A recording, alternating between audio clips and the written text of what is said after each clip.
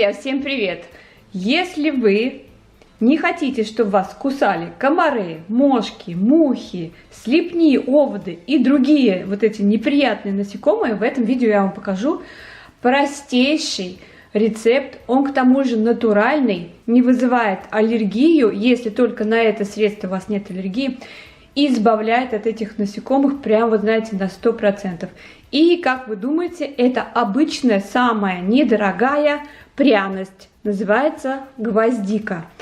Считается, вообще гвоздика считается одним из сильнейших и эффективных отпугивателей от этих надоедливых насекомых. И самый большой состав отпугивающих веществ находится как раз вот в этих бутончиках. Можно купить гвоздичное масло, оно продается, но я посмотрела, достаточно дорогое. Зачем тратиться, когда можно сделать вот это средство своими руками, буквально там недолго совсем.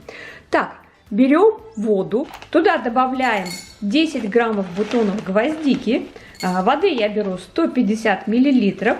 Теперь это все доводим до кипения вместе с гвоздикой. И варим примерно 25 минут.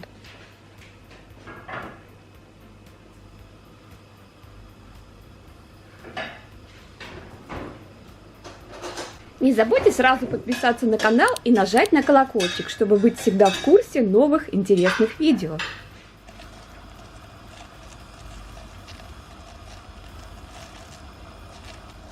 Все можно отключать. И я сейчас закрою и оставлю настаиваться и остужаться.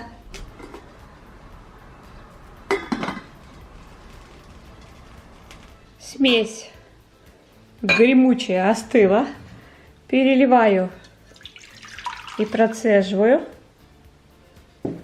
Смотрите, сколько получается средства, которое можно использовать без вреда для здоровья, но насекомые не будут докучать.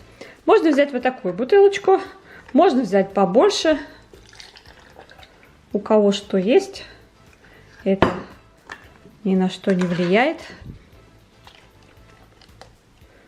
Ну и все.